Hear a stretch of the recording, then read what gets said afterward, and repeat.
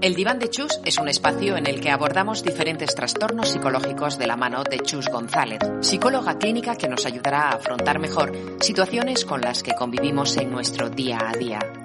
Poneos cómodos y escuchad.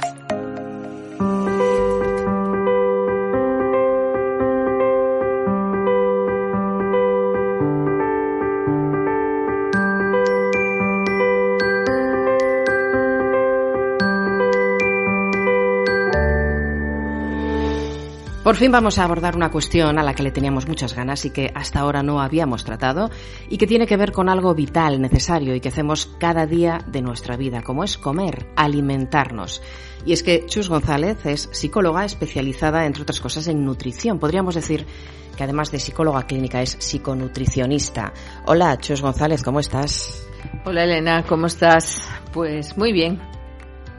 Yo no hay más que verte, siempre te lo digo, pero porque es cierto. Bueno, vamos al grano en este nuevo episodio del Diván de Chus. Es cierto que estamos en verano, tradicionalmente la época del año en la que mostramos nuestros cuerpos después del duro y frío invierno, pero que además en estos momentos los unimos al confinamiento, a ese enclaustramiento durante varios meses en casa y que hemos hecho en muchos casos mal comer y no hacer ejercicio. Bueno, vamos a abordar hoy en el Diván de Chus nuestra alimentación porque estamos seguras, y ahora lo va a explicar Chus, que si nos alimentamos bien, viviremos mejor. Somos lo que comemos. Esta frase de un antropólogo y filósofo alemán y que hemos escuchado tantas veces es tal cual. Nuestro cuerpo reacciona a todos los estímulos externos e internos, pero mejor que yo lo va a explicar Chus González. Chus, ¿por qué sufrimos tanto con la alimentación? Que parece que estamos a dieta eternamente. Bueno, yo pienso que una de las cosas que deberíamos de cambiar es el concepto que tenemos todos de nutrición, o lo que se llamaría nuestra cultura nutricional. Todos nos dejamos influenciar por los medios de comunicación, sobre todo en el tiempo en el que vivimos, y entonces hay unos cánones de belleza preestablecidos que se meten por todos los poros de la piel, queramos o no queramos, y hay un parámetro que se asocia belleza y juventud a estar delgado. Y si tienes unos kilos de más, pues entonces ni eres bello, ni eres joven, eres una porquería, una piltrafilla, o como dice una persona que yo conozco, un cuerpo escombro. Eso me parece, me hizo mucha gracia cuando lo escuché, ¿no? Entonces, evidentemente, es un parámetro totalmente equivocado porque no tiene nada que ver. Una persona puede estar muy delgada y no estar sana, en absoluto. Entonces, equiparar la salud a tener unos kilos o tener unas medidas determinadas, eso ya es un primer error.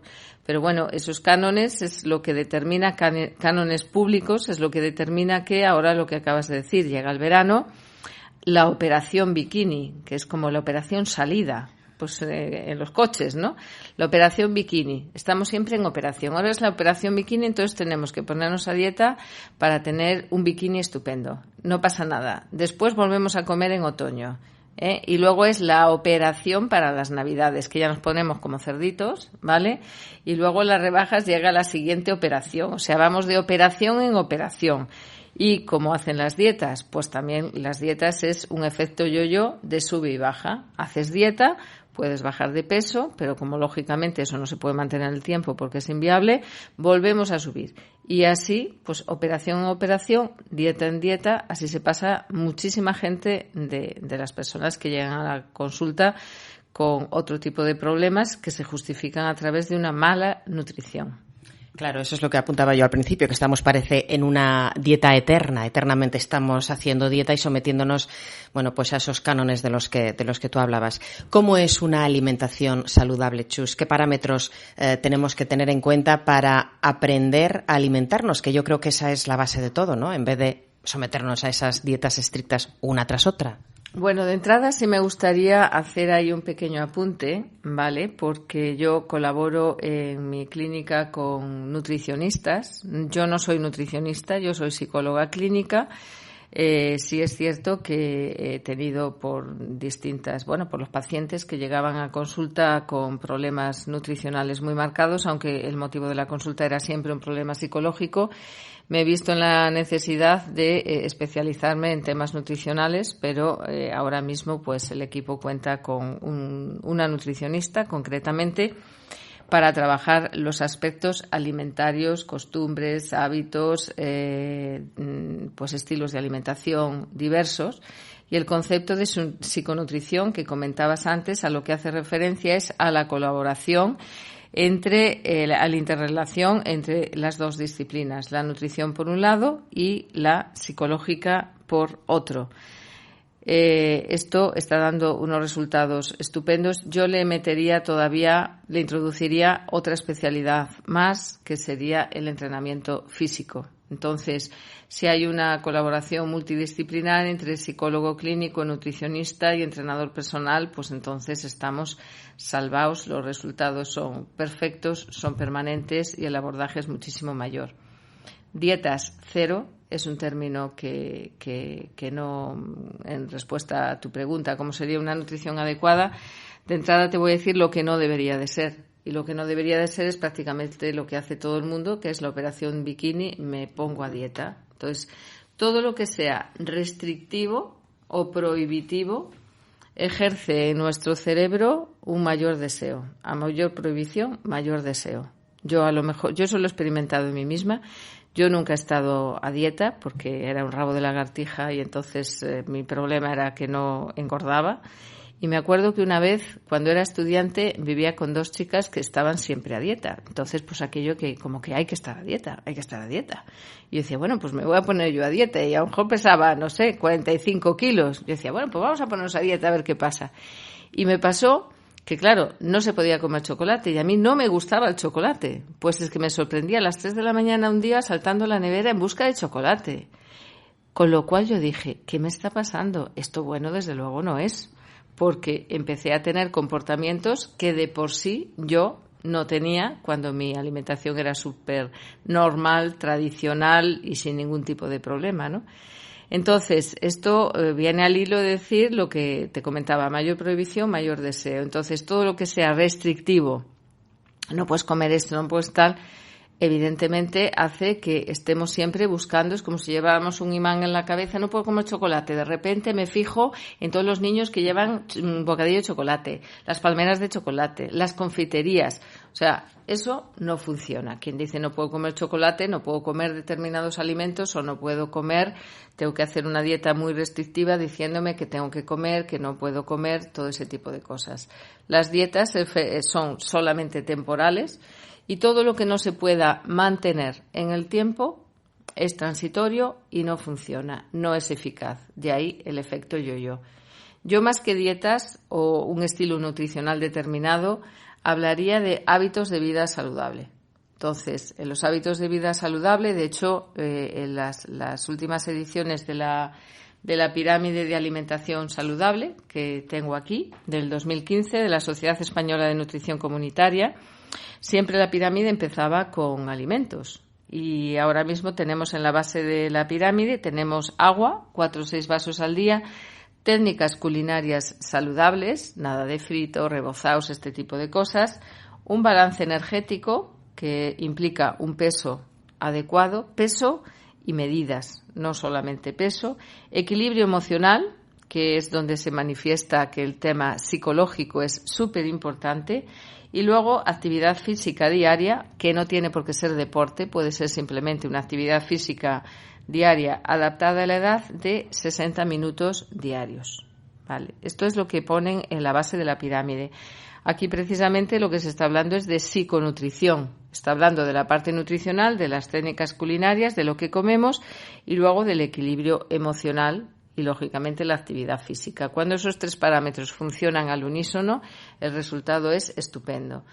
Luego, ¿qué hay que hacer?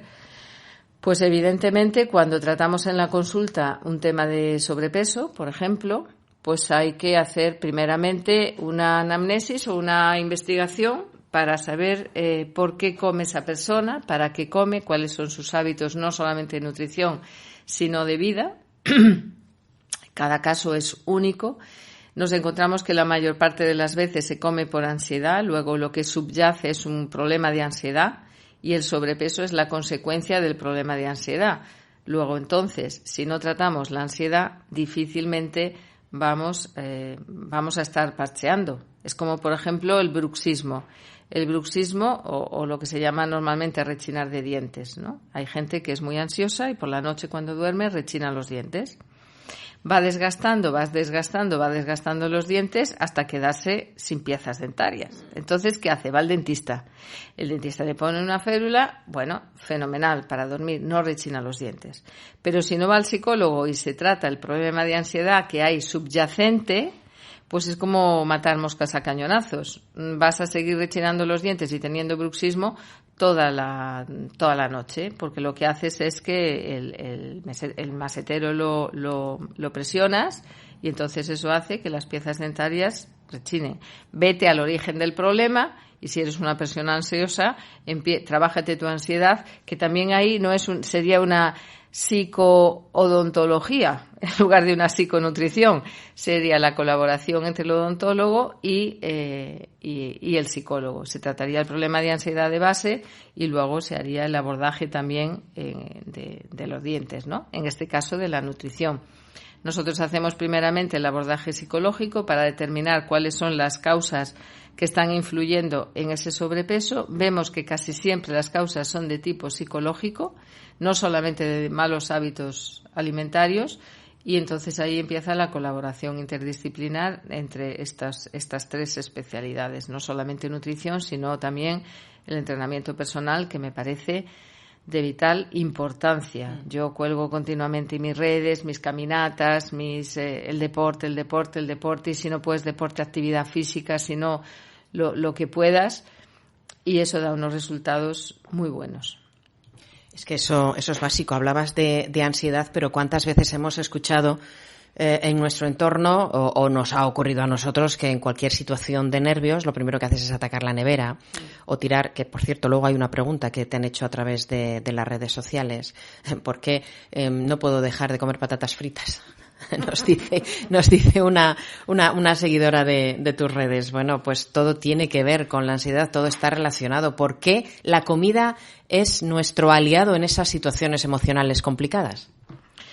Mira, la ansiedad, los problemas de ansiedad van en paralelo siempre con la comida, ¿vale? Esto, por ejemplo, no le pasa a los niños. Los niños tienen un sistema de autorregulación normal. Tenemos esa capacidad al nacer. Regulamos de manera espontánea nuestro apetito. Un niño mama hasta que está saciado y cuando está saciado deja de mamar. Toma el biberón hasta un momento, come hasta un momento, ¿vale? Después, a medida que vamos creciendo, hay una serie de situaciones culturales que nos empiezan a cambiar un poco esa regulación natural que tenemos. Por ejemplo, vemos clarísimo que tu madre te dice que no dejes nada en el plato. Hay que comérselo absolutamente todo y rebañar con el pan a ser posible. Por lo menos en mis tiempos esto era así, ¿vale? Con lo cual, si tú psicológicamente lo que aprendes es no dejo nada en el plato, luego yo no sé si tengo hambre o no tengo hambre. Simplemente me guío por un criterio externo que no dejo nada en el plato. Entonces, ya está, ¿vale? Otra situación social. ¿Con qué celebramos aquí las cosas? Con comidas, con cenas. Yo, por ejemplo, que soy gallega, en Galicia, el tema de la comida es una pasada. O sea, en las fiestas del pueblo tú te vas a comer, empiezas a comer a las 2 y acabas a las 10 de la noche. Porque empezamos la comida con 25.000 platos, porque allí todo tiene que ser muy abundante. Y cuanto más abundante y continuamente tienes a tu madre o a tu tía, come. Y te llenan el plato hasta rebosar. No, lo que tenemos que hacer es justo lo contrario. Sírvete menos de lo que crees que vas a comer, ¿vale? Eso, por ejemplo, es una norma conductual que funciona muy bien. Se dice también, sírvete en plato de postre. Bueno, no es necesario servirte en plato de postre, pero siempre es conveniente servirte un poco menos de lo que tú crees que vas a comer, ¿vale? Pero todo esto sin ansiedad. Que luego quieres comer más porque ese día, no sé, está buenísimo, pues permítetelo, no pasa absolutamente nada. Pero te darás cuenta que si te sirves menos, comes menos, porque el deseo es mayor que el placer. Quiero decir, Al principio, si tú llegas y te sientas en la mesa con mucha hambre, bueno, es que tú vas a un restaurante que te encanta y te pedirías todo. Me pido esto, claro, tienes hambre. Y luego vas allí y me pido esto, todo. Y luego llegas a la mitad, a mí eso me pasa muchísimo, que a mí me encantan todos los temas de las degustaciones y toda la historia. Y yo voy con mi hija y me dice, es que contigo es una miseria. Llegas a la mitad y dices, ya no quiero más, ya estoy saciada, ¿vale? Pero hay gente que ese tipo de estímulos estomacales no los siente. O sea, otra pauta que nosotros enseñamos es que esa persona aprenda a determinar cuáles son las señales de su estómago de saciedad o de hambre, porque una cosa es el hambre y otra cosa son las ganas de comer, es algo muy distinto. Entonces, cuando hay un comer compulsivo, que es otra alteración psicológica que está relacionada con el hábito de comer, se come muy deprisa. Tú llegas a casa, A mí mis padres me decían, es que engulles como los pavos, todo para adentro, y luego ya no puedo más. ¿Qué pasa? Que tú no le das tiempo a que el estómago mande las señales nerviosas a tu cerebro para decir, estoy saciado, está bien.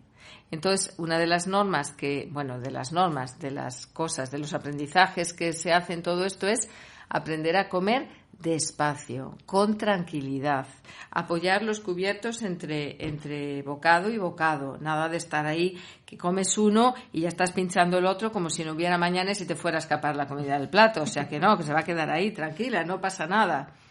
No distraer tu atención, por ejemplo, con televisión, sino con televisión o con lo que sea, o con una serie como hace ahora la gente joven, sino aprender a disfrutar del placer de comer, no de engullir.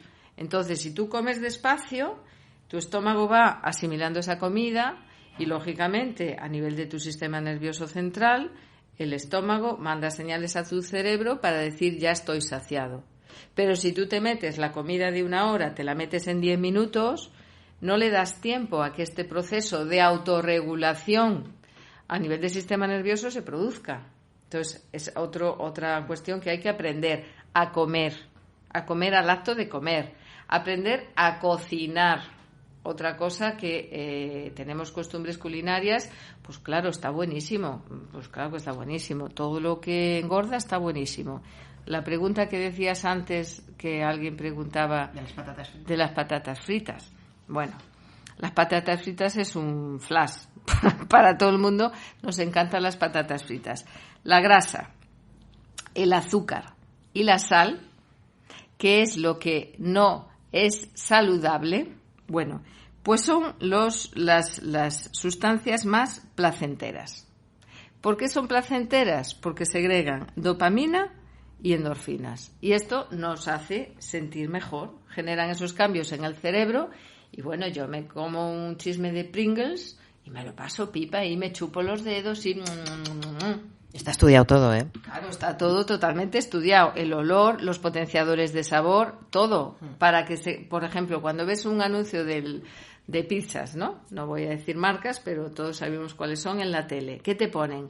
La imagen del queso subiendo y bajando y derritiéndose por ahí. Tú ya se te derrite y ya empiezas ahí a salivar, ¿no? Ya tu cerebro empieza ahí toda esa grasa maravillosa y fantástica, y entonces tú vas, ¡hala!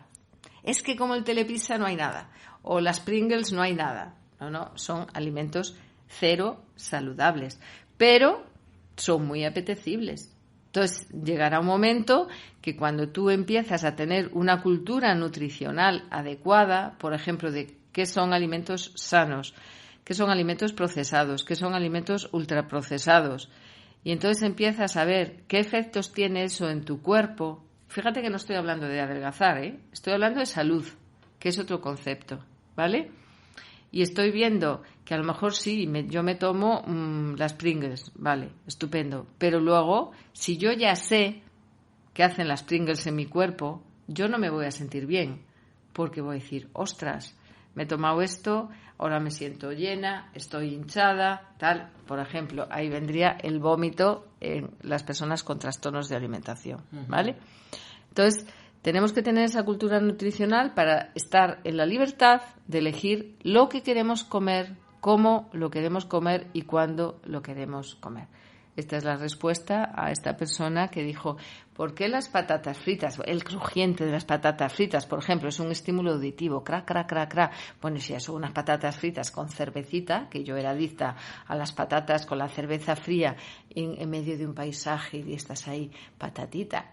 Bueno, que solamente de pensarlo ya estoy aquí salivando totalmente. Pero claro, es que no es la patata. Es que yo me pongo en modo disfrute. Me siento, relajo, delante del mar, patatita, cervecita fresquita. Bueno, claro, fantástico y genial. No hay mayor placer. Decía en concreto Esther Mateos, que es la persona que nos dejó la pregunta, ¿cómo dejar de aliviar la ansiedad comiendo patatas fritas? Bueno, primero tratar la ansiedad, ¿no? En este caso. Claro. O sea, la ansiedad se calma mucho con la comida. Por ejemplo, el estrés, que tiene que ver con la ansiedad, aunque no es lo mismo. Tú vienes del trabajo súper asfixiada, imagínate el típico ejecutivo que viene ahí sudoroso en Madrid, con calor, llega por la noche, llega a casa, los niños ahí, ¡guau, papi! No sé qué. Ya empieza a soplar como el toro de Red Bull, no puedo más. Y entonces, ya sin quitarse el traje, ni los zapatos, ni nada, ¿qué hace? Va al frigorífico, abre. ¿Qué se coge? Un bote de cerveza, porque está buenísimo. Cloc, cloc, cloc. Después del bote de cerveza, las patatas, lo rápido, lo tal, lo cual. Entonces, en ese momento, se para, se sienta, se tome su cerveza y sus patatas, o lo que sea, y se siente genial.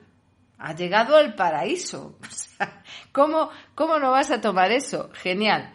Pero ¿qué pasa después de haberlo tomado? Que es lo que te decía, que el deseo tiene más poder que el placer. El deseo inicial de comer eso para calmar tu ansiedad y toda esa tensión que traes es muchísimo mayor que el placer que te produce, porque después de haberlo comido dices, ostras, pues no era para tanto. Y entonces empiezas a sentirte mal, no solamente por el problema que traías, que no lo has solucionado, solamente lo has aparcado, que es lo que te provocaba ansiedad, que igual es la tensión con tu jefe, ¿vale? Sino que a ese problema le sumas el haberte comido las patatas y la cerveza, que me cago en la mar, ¿para qué me habré comido esto? Y entonces cogemos el látigo y empezamos aún encima a reprocharnos. Pues no, señor, otra cosa que hay que trabajarse ahí. Si has cometido un error, me parece muy bien, disfrútalo mientras lo estás haciendo y luego aprende del error. O sea, acéptalo, aprende y corrige. Y no cojo el látigo y me fustigo aún encima, minando mi autoestima, diciendo soy una mierda, con lo cual si ya venía hecho una mierda después la mierda, disculpen ustedes, una porquería, al venir del trabajo, después de las patatas y la cerveza, porquería doble. Y entonces a veces se produce el círculo vicioso, pues ya sigo comiendo. Como me decía el otro día una chica, no, es que yo no me voy a comer una oncita de chocolate, ya me como la tableta entera. Digo, pero bueno, ¿por qué? Dice, bueno, porque como ya he metido la pata, pues ya le he perdido al río. Pero es que yo creo que el error está en pensar que por tomar una oncita de chocolate has metido la pata. Entonces ya te viene la culpa. Yo creo que eso no. Claro, por eso te decía que tenemos que tener una gestión del error psicológicamente adecuada. Por supuesto que soy humana y puedo meter la pata, pues no pasa nada. Acepto. Hombre, si soy un poquito lista y un poco inteligente, analizo un poco la situación. ¿Por qué he metido la pata? ¿Qué me estaba pasando? ¿Por qué llegué y me di ese atracón en un momento determinado? Cuando en mi cultura nutricional esto normalmente no lo hago. Entonces, si tú aprendes a gestionar ese estrés o esa ansiedad de una manera funcional, no disfuncional, te vas a sentir mejor. Muchas veces el hecho de esperar, de frenar esa compulsión, la compulsión tiene un poder muy limitado en el tiempo. Yo a veces les digo a mis pacientes, cuando estés ahí tirando del frigo, para abrirlo, llámame por teléfono o escríbeme un WhatsApp. ¿Te han respondido, te han llamado, te han enviado un WhatsApp en esos momentos? Sí. ¿Ah, sí? Es como cuando haces una terapia, por ejemplo, para el alcoholismo. Es igual, o para una droga. Funciona lo mismo. Esa compulsión es que, por ejemplo, una persona bulímica no dice, voy a comer, ¿qué me apetece comer? Y entonces, ¿cómo? No. Una persona bulímica entra en ansiedad, abre el frigo y atraca. Todo va unido, en segundos. Y y empieza a beber leche como si no hubiera de los cartones y se toma 1 kilo de albóndigas o yo qué sé, una fabada en un momento determinado. Por eso es ese atracón, ¿vale? Puede ser bulimia, puede ser trastorno por atracón. puede ser varias patologías. Entonces no piensa, luego se siente una mierda, evidentemente, por eso viene el vómito, que puede ser también con vómito o sin vómito. Bueno, no nos vamos a meter ahora en patologías, pero es un poco así. Entonces, si una persona es capaz de esperar un tiempo desde que siente ese impulso emocional, ¿vale?, hasta que come, que a veces, como cuando no lo saben hacer, yo le doy esa pauta. Entonces, mientras me escriben un WhatsApp, mientras me llaman y tal, en cuanto pasan, 5 o 10 minutos, eso se va y se diluye. Y entonces ya no tienes esa ansión y puedes pensar, ¿tengo hambre? ¿No tengo hambre? ¿Para qué quiero comer? ¿Tengo hambre emocional o tengo hambre fisiológica? Que eso es algo que mis pacientes aprenden en el transcurso de su terapia a determinar cómo es el hambre fisiológica y cómo es el hambre emocional. Lo que te decía antes, no es lo mismo el hambre que las ganas de comer. Bueno, pues tiene un poco referencia a esto. ¿Qué sentido tiene un hábito muy típico que termino de cenar? Uno de los mayores errores nutricionales se dan en la cena. Cuando las cenas deben de ser tempranas y ligeras. Pues no, son tardías, por los horarios que tenemos en España, son tardías y copiosas, porque claro, llego a mi casa, me doy una duchita, llega el relax, ¡hala!, el bacanal. Y luego, para arrebatar el bacanal, que ya he cenado yo en condiciones, esto a las 11 de la noche, pues cojo las pipas, como algunos pacientes que yo tengo, que ya tienen su bolsa de pipas, en el salón, debajo de la tele, esto lo he visto con mis propios ojos, y me pongo allí a ver el cotilleo de turno, triquitrín, pipa para arriba, pipa para abajo. ¿Tú crees que una persona que está distrayéndose con la tele, haciendo un acto automático con el rollo de las pipas, se para a discriminar cómo está su estómago, si está saciado o no, si tiene una alimentación adecuada? No, se mueve por impulsos. Y el hambre emocional se llama emocional por eso, porque tengo un impulso que mueve mi necesidad de comer como paliativo a la frustración que siento. Entonces, si tú, el ejemplo anterior, tú vienes cansado del trabajo, estás rabioso con tu jefe, etcétera, etcétera, lo que tienes que hacer es gestionar esa rabia, gestionar psicológicamente esa rabia, no ir al frigorífico para tapar la rabia, porque luego vas a tener 2 problemas en lugar de uno. Claro, se me ocurre que tú, si cenas en esas condiciones tarde, de manera copiosa, de postre le añades las pipitas o los pistachos o los frutos secos, que suele ser cosa muy habitual, después pasas una noche toledana y de ahí se derivan luego problemas digestivos y de ahí otros problemas, otras patologías que quizá puedan resultar más perjudiciales que el simple hecho de haber cenado de manera copiosa una u otra ocasión, ¿no? Yo creo que eso, si lo mantienes en el tiempo, puede ocasionar patologías más serias. Provoca patologías serias, pero también provoca una reacción muy típica que es, bueno, mañana empiezo la dieta para compensar. Claro. Y entonces volvemos al círculo vicioso de hoy me paso y me lo permito porque mañana restrinjo. Al final estás con la dieta de una manera totalmente restrictiva, acabas hasta las narices porque es que no tiene ningún sentido, y entonces, como vuelves a estar frustrado, vuelves a comer compulsivamente, y después de comer compulsivamente volvemos a... Bueno, es muy típica la frase, hoy me he saltado la dieta. Ay, sí. Incluso hay dietas que te permiten, el domingo come lo que quieras. Sí, ¿y tú no eres partidaria de eso? No, un día a la semana darte un caprichito y decir, hoy las patatas fritas. Es como si dices, el sábado folla lo que quieras. El resto... Y con quien quieras. Pues estés o no estés, como dice el chiste, ¿sabes? O sea, lo que quieras, el resto no. El resto, restricción como si fueras monja de clausura. ¿Pero esto qué es? O sea, pongo este ejemplo que aunque parezca un poco flipante, o sea... Pero no tiene sentido. Pero déjame, Chus, una cosa. Vamos a ver, los fines de semana todos tendemos a liberarnos un poquito. No te digo en el plan de follete, pero sí en el tema gastronómico. Que hablemos de follar, que hablemos de comer, que hablemos de dormir, que hablemos de fumar, que hablemos de beber, que hablemos de todo. O sea, si tú tienes una cultura nutricional que realmente te tienes claro lo que quieres comer, porque te apetece, porque te has identificado con ese estilo de alimentación, etcétera, etcétera, tú no estás frustrada comiendo bien, estás encantada porque estás cuidando tu salud, estás comiendo lo que te apetece y por supuestísimo que eso no quita que si yo voy a una fiesta, imagínate que yo tengo una alimentación con tintes veganos, por ejemplo, ¿no? Y resulta que yo voy a la fiesta de tu cumpleaños y aquí es el despiporre. Costilla de cerdo. Pues estupendo, pues me como la costilla de cerdo, pero sin el látigo. O sea, me como la costilla de cerdo, la disfruto y no pasa nada. Pero tú, si eres vegana, no comerías la costilla de cerdo, Chus. No me comería, me haría otro rollo. Claro. Pero bueno, vamos a suponer que me cuido la alimentación, pero que no soy restrictiva en ese sentido.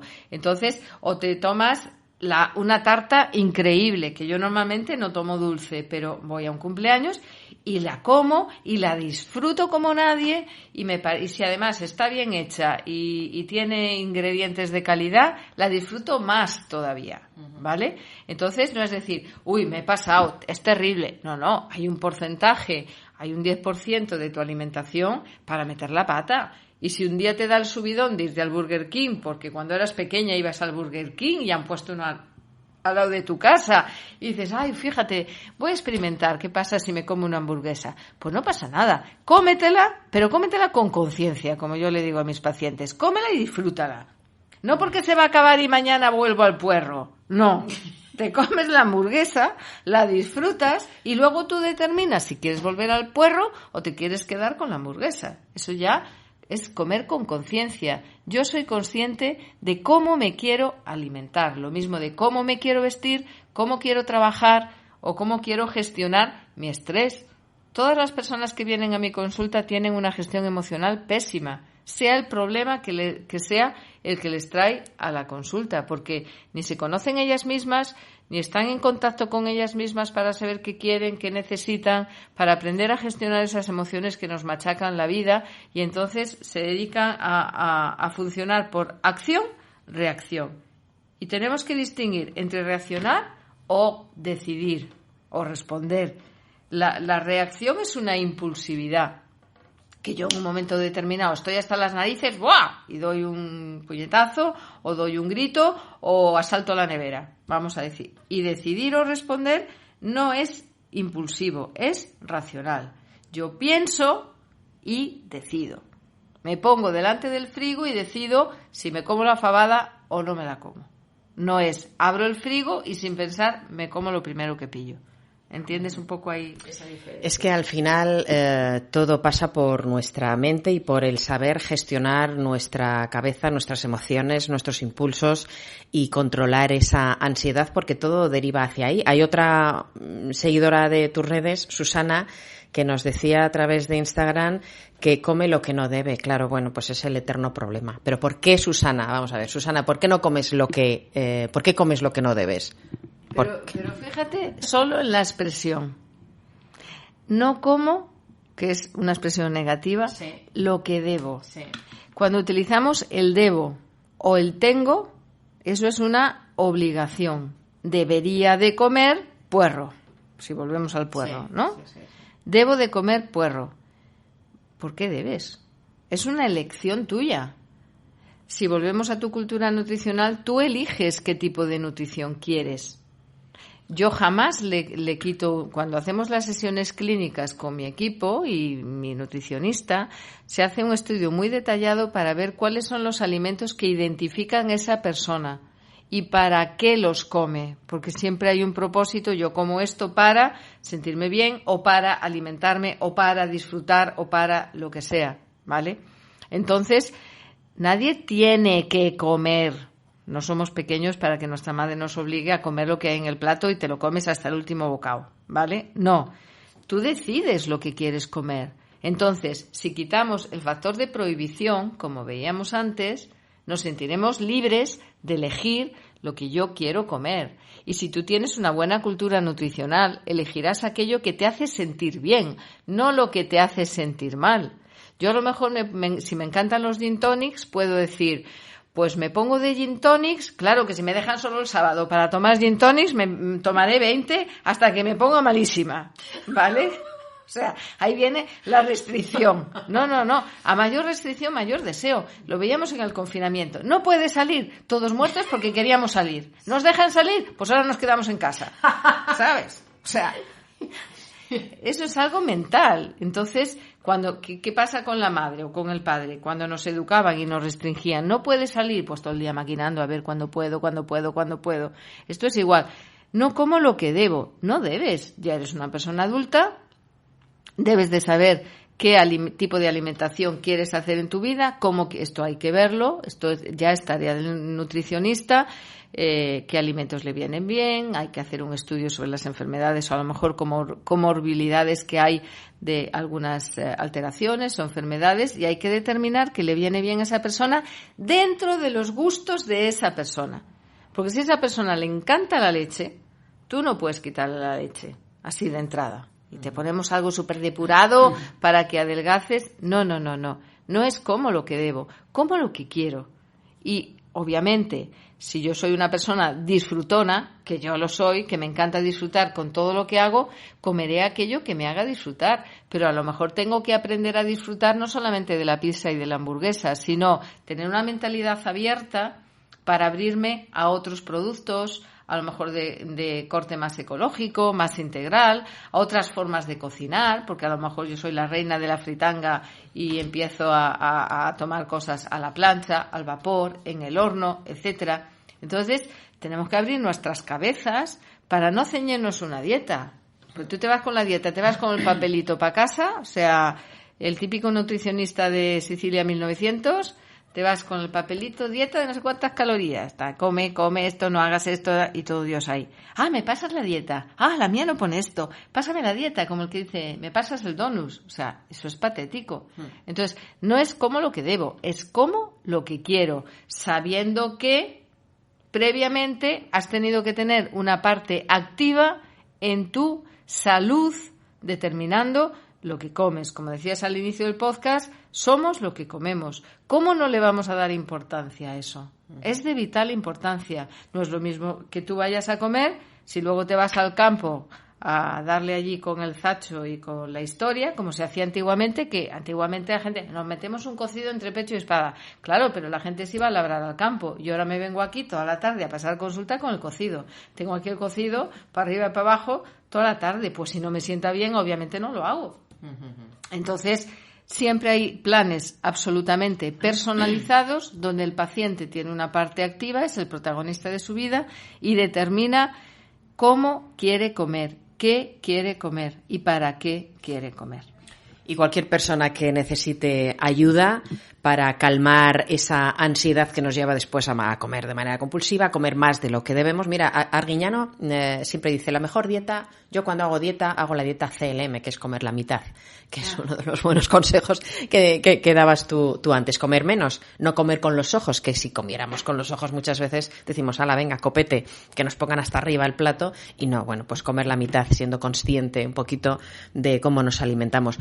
Vamos a dejarlo aquí, si te parece, Chus, pero yo creo que convendría en otro episodio de El Diván de Chus hablar de esos trastornos relacionados con la alimentación, porque es un capítulo muy importante que afecta a muchas personas y yo creo que nuestros escuchantes también querrán saber mucho en torno a todos esos trastornos que podrían haber cabido aquí, pero nos estamos quedando sin tiempo y yo creo que lo vamos a dejar para el siguiente, ¿te parece? Sí, perfecto, podemos hacerlo. El tema de la psicopatología es una realidad que está en nuestra sociedad. Lo que pasa que es cierto que todo lo que es patológico es más minoritario.